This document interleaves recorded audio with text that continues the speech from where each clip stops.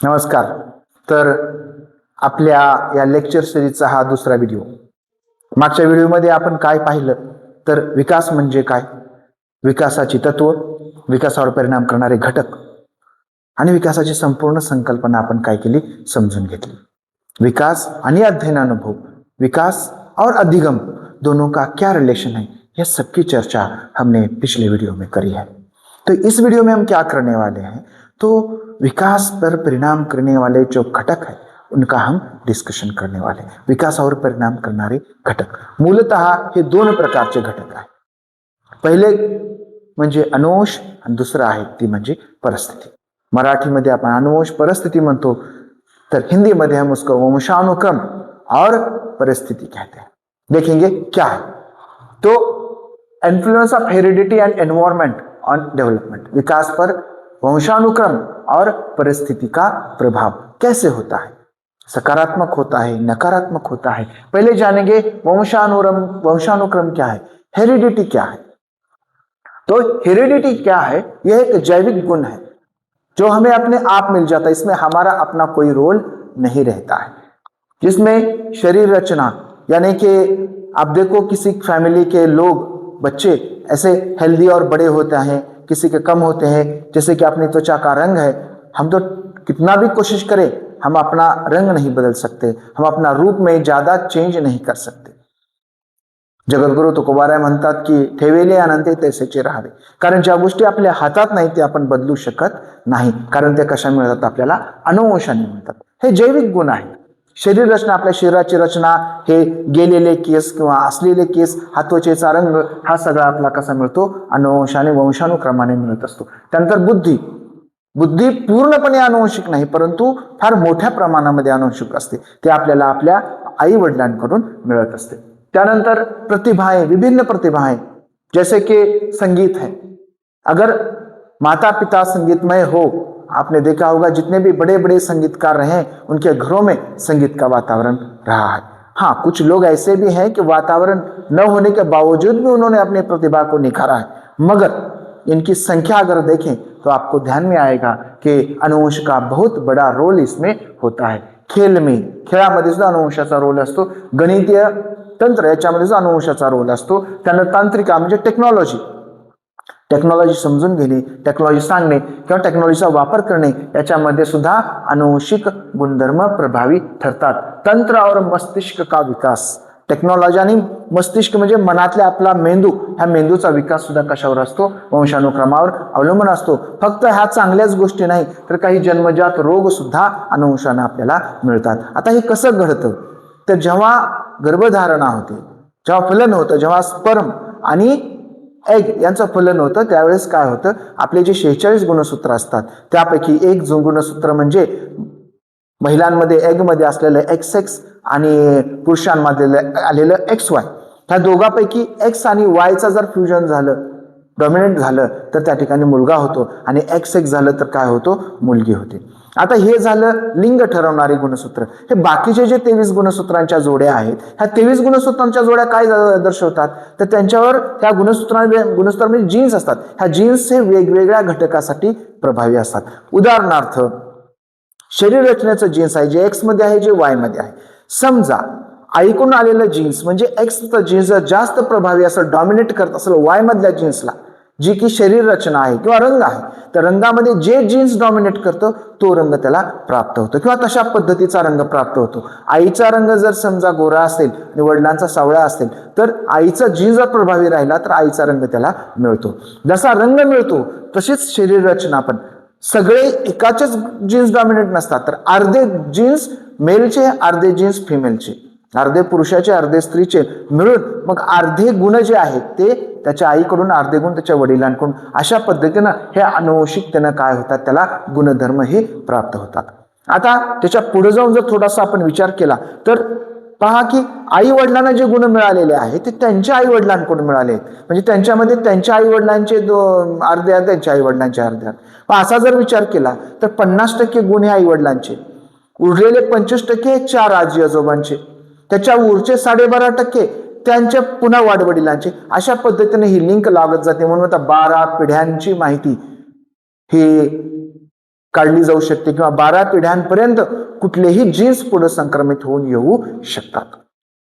अशा पद्धतीने अनुवंश आपल्याला हा निसर्गतः मिळत असतो, त्यामध्ये आपला काहीही रोल नाही. आणि हा अनुवंश काय करतो, आपल्याला मदत करतो. ज्याच्यामध्ये सांगीतिक बुद्धिमत्ता जर आई वडिलांकडून मुलांना मिळाली असेल तर त्याला आपण संगीत क्षेत्रामध्ये घेऊन पुढे घेऊन जाऊ शकतो. त्या ठिकाणी तो खूप चांगलं काम करू शकतो. आपण हे पाहतो की आई वडील दोघेही अतिशय बुद्धिमान आहेत किंवा गायक आहेत आणि मुलगा गायनात इच्छुक नाही. याचा अर्थ केवळ त्या दोघांच्या गुणसूत्रावर नाही, ते कुठे गेलं, आजी आजोबाकडे जाऊ शकतं, त्यांच्या आई वडिलांकडे जाऊ शकतं. जसं 12 पिढ्यापर्यंत कुणाचंही गुणसूत्राच्या माध्यमातून हे गुण त्यांच्यामध्ये येऊ शकतात. त्यामुळे मुलांसाठी अध्ययन अनुभवाचं नियोजन करताना आपण जेव्हा विद्यार्थ्यांचा केस स्टडी करतो, जेव्हा अभ्यास करतो, तेव्हा त्याच्या घरच्या अनुवंशिकतेचा, घरच्या सर्व परिस्थितीचा विचार करून आपण काय केलं पाहिजे, अध्ययन अनुभवाचं नियोजन केलं पाहिजे. एकदम काटकोळा मुलगा आहे, त्याला खेळामध्ये काहीच गती नाही, आपण त्याला खेळातच घालायचं, असं आपण करता कामा नये.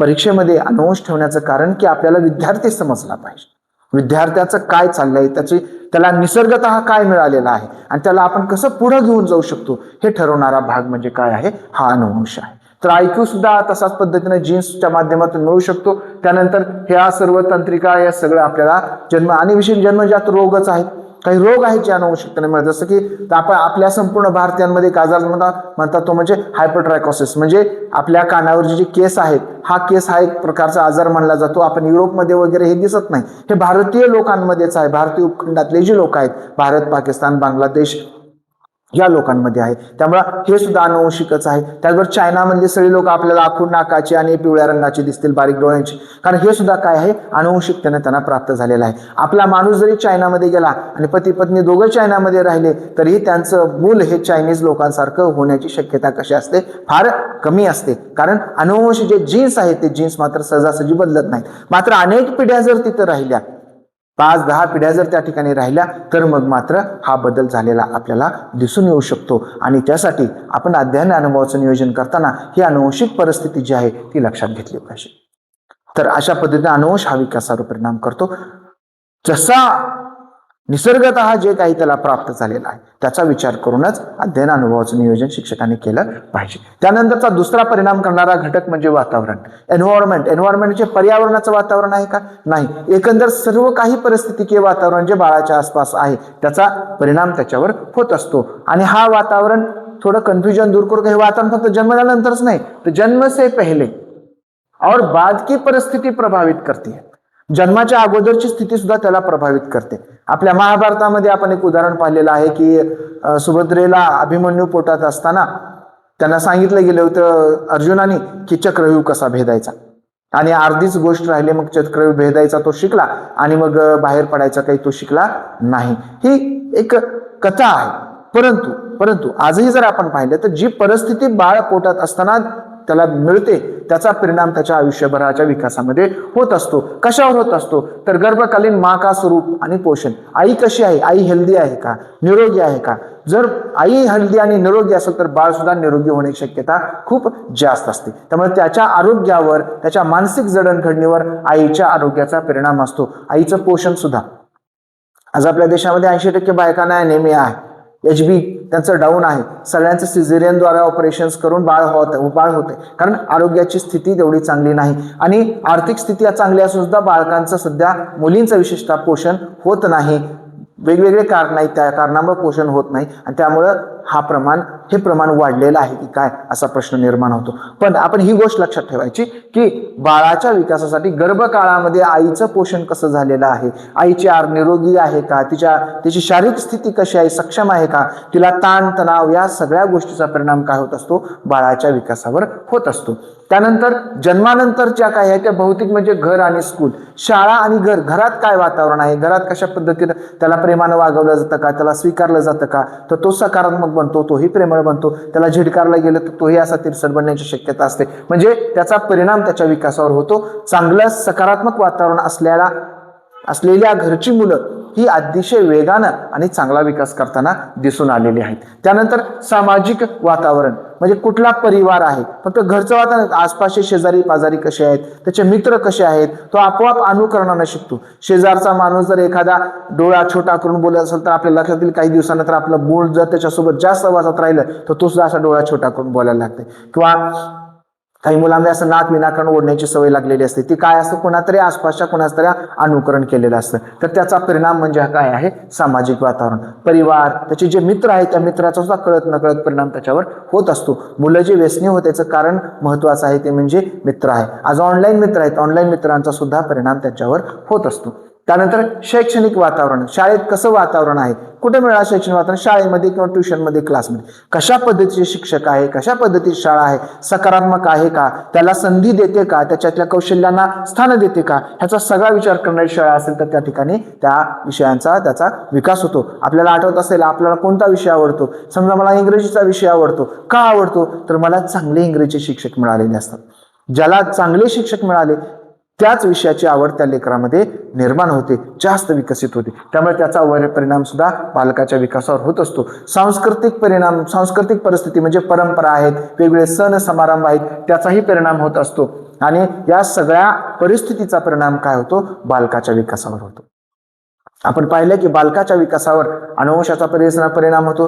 त्यामध्ये शरीर रचना, बुद्धी, वेगवेगळ्या प्रतिभा, खेळ, गणित, तंत्र, मस्तिष्क म्हणजे डोकं, न्यूरॉन्सचा विकास, जन्मजात रोग सुद्धा याच्या पद्धतीने असतो. त्यानंतर आरजी कलर ब्लाइंडनेस नावाचा एक आजार आहे, तो सुद्धा अशाच पद्धतीनं पुढच्या पिढ्यांमध्ये संक्रमित केला जातो. त्याचप्रमाणे आता सरकार थॅलेसेमिया नावाच्या आजारावर काम करत आहे, कारण थॅलेसेमियामध्ये रक्ताची कमतरता होते. हा जो आजार आहे हा सुद्धा कसा आहे, अनुवंशिक आजार आहे. त्यामुळे विवाहापूर्वी रक्तगट तपासलं जावं, RH फॅक्टर निगेटिव्ह असला तर त्यांच्यामध्ये विवाह केला जाऊ नये, अशा पद्धतीच्या ज्या गाईडलाईन्स आहेत शासनाने दिलेल्या आहेत. त्याचबरोबर जर संतती जर जास्त सक्षम, हुशार, बलवान, प्रभावी व्हायची असेल तर दूर कुठलाही संबंध नसलेल्या व्यक्तीमध्ये जर विवाह झाला ती संतती जास्त प्रभावी असण्याची शक्यता असते. किंबहुना जर बाहेरच्या देशातल्या, बाहेरच्या वंशातल्या व्यक्तीसोबत जर विवाह झाला तर ती परिस्थिती प्रभावी होण्याची शक्यता कशी असते, आणखीनच जास्त असते. तर या अनुवंशाचा आपण विचार बाळाच्यासाठी अध्ययन अनुभवाचं नियोजन करताना आपण केला पाहिजे. त्याचबरोबर जे वातावरण आहे, वातावरणामध्ये आपण पाहिलं गर्भकालीन वातावरण, त्यामध्ये भौतिक वातावरण, घर असेल, शाळा असेल, सामाजिक वातावरणामध्ये परिवार, शैक्षणिक वातावरणामध्ये सांस्कृतिक परंपरा, ह्या सगळ्यांमध्ये कायचा परिणाम त्याच्यावर होत असतो. आणि मग विकासावर काय प्रभाव होतो, तर जसं वातावरण आणि अनुवंश मिळत त्याचा भाषेचा विकास होतो, त्याच्या व्यक्तिमत्वाचा विकास होतो, तो कसा व्यवहार करतो, कसा वागतो त्याचा विकास होतो. सामाजिक आणि भावनात्मक विकास सुद्धा या अशा अनुवंश आणि परिस्थिती दोन्हीच्या एकत्रित परिणामाने होत असतो. फक्त अनुवंश चांगला मिळाला आणि परिस्थिती जर चांगली मिळाली नाही तर त्याचा विकास पाहिजे त्या गतीनं होत नाही. होईलही, परंतु फार उशीर लागेल किंवा वेळ लागेल किंवा त्याची दिशा कुठेतरी भरकटून जाईल. त्यामुळे अनुवंश आणि परिस्थिती दोन्ही एकत्रितपणे काय करतात, बालकाला विकासाच्या मार्गाने पुढे घेऊन जातात. त्यानंतर त्याचा संबंध जन्मजात आहे. आता हा काय संबंध आहे, हेरिडिटी आणि एन्व्हायरमेंट. हेरिडिटी म्हणजे वंशानुक्रम और परिस्थिती में क्या संबंध आहे, तर हेरिडिटी जी आहे ती जन्मजात असते, तर परिस्थिती काय आहे, अनुभवजन्य आहे. म्हणजे हे जन्मजात आपल्याला मिळणार आहे, तर हे काही अनुभवातून आपल्याला मिळणार आहे. तर हेरिडिटी काय करते, वंशानुक्रम काय करते, क्षमता देत आहे, तर आपल्याला क्षमता देत, ताकद देतो. परंतु ती जर निखारायची असेल, ती जर पुढे आणायची, त्याचा जर विकास करायचा असेल तर परिस्थिती चांगली मिळणं आवश्यक आहे. त्याच्यानंतर आपण अनुवंश बदलू शकतो का, तर नाही, आपण अनुवंश बदलू शकत नाही, पण परिस्थिती बदलू शकतो. अनुवंश आपल्या हातात नाही, परिस्थिती आपल्या हातामध्ये आहे. तर त्या दोन्हींचा NCERT मध्ये असं सांगितलं की या दोन्हींचा संयुक्त प्रभाव होतो. कुठलीही एक गोष्ट केवळ अनुवंश किंवा केवळ परिस्थिती ही योग्य पद्धतीने विकास करू शकत नाही. दोन्ही एकत्रित येऊन काय करतात, विकास घडवून आणतात. आणि आणखी एक महत्वाची गोष्ट, दोन्हीमध्ये व्यक्तिभेद आहे आणि हा व्यक्तिभेद लक्षात घेऊन अध्ययन अनुभवाचं नियोजन केलं पाहिजे. आपण जुळे जरी मुलं पाहिले तरी त्यांच्यामध्ये एखाद्या जीन्स दिसायला फिजिकलचा जीन्स जरी सारखा असला तर दुसरे सगळे जीन्स सारखे असतील याची गॅरंटी नसते. त्यामुळे ते एकदम सेम टू सेम असण्याची शक्यता सुद्धा फार मोठ्या प्रमाणामध्ये असत नाही. आणि मग हा जो व्यक्तिभेद आहे, हा जो वेगवेगळ्या प्रभावामध्ये झालेला फरक आहे, ह्या सगळ्याचा परिणाम काय होत असतो, मुलांच्या विकासावर होत असतो. त्यामुळे एक शिक्षक म्हणून काम करताना आपण ह्या अनुवंश आणि परिस्थितीचा मनामध्ये विचार ठेवला पाहिजे. परीक्षेमध्ये अनुवंश परिस्थितीवर किमान 1-2 प्रश्न तरी नक्की येतात. फार सोपं आहे, याच्यामध्ये फार काही अवघड नाही, मात्र ते व्यवस्थित समजून घेतलं पाहिजे. जे हिंदीमधलं आपल्याला असं वाटतं की आपल्याला कळलं, परंतु हिंदीमध्ये बऱ्याच शब्दांचा अर्थ हा मराठीमध्ये वेगळा होतो. त्यामुळे हा अर्थ आपण वेगळाच लावतो, उत्तराचा त्याचा मेळ लागत नाही. अशा परिस्थितीमध्ये आपण काय केलं पाहिजे, तर इंग्रजीतला प्रश्न वाचला पाहिजे, तिथे तो ताडून पाहिला पाहिजे आणि हा प्रश्न ताडून पाहून उत्तर दिलं पाहिजे. केवळ इलिमिनेशन टेक्निक जरी वापरलं तरी आपण काय करू शकतो, असे प्रश्न सहजासहजी सोडू शकतो. अनेक वर्ष शिक्षक म्हणून आपण काम केलेलं आहे, त्याचबरोबर आपल्याला अनुभवही आहे. या अनुभवाचा वापर करून आपण हे प्रश्न सोडू शकतो. थांबूया, भेटूया पुढच्या व्हिडिओमध्ये, पुढच्या लेक्चर सिरीजमध्ये. त्यामध्ये आपण वेगवेगळ्या थेरी पाहणार आहोत आणि पहिली थेरी पाहणार आहोत ती म्हणजे जीन पियाजे यांची संज्ञानात्मक विकास किंवा इंग्लिशमध्ये त्याला कॉग्निटिव्ह डेव्हलपमेंटची जी थेरी आहे आणि त्या विकासाचे जे टप्पे आहेत ह्याची चर्चा आपण पुढच्या व्हिडिओमध्ये करणार आहोत. तोपर्यंत थांबूया. लाईक, फॉलो, शेअर करा, जास्तीत जास्त लोकांपर्यंत पोहोचवा. जय जिजाऊ, जय शिवराय.